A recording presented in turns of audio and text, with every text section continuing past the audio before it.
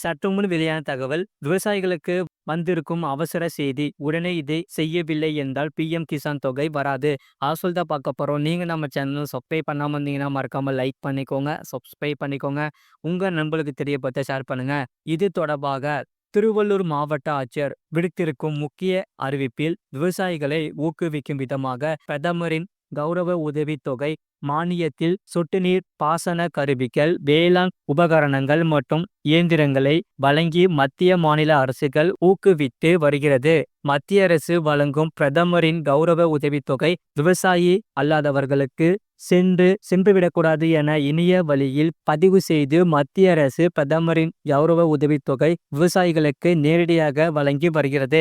விவசாயிகள் அரசின் நேரடி கண்காணிப்பில் இருக்கவும், அரசின் திட்டங்களில் விவசாயிகள் அல்லாத நபர்கள் பயனடையக்கூடாது என்பதற்காக ஒவ்வொரு விவசாயிகளுக்கும் தேசிய அடையாள அட்டை வழங்குவதற்கு வேளாண் அடுக்ககம் திட்டத்தின் கீழ் விவசாயிகளின் சுய விவரங்களை பதிவேற்றம் செய்யும் பணிகளை வேளாண் துறையினர் தீவிரப்படுத்தி உள்ளது.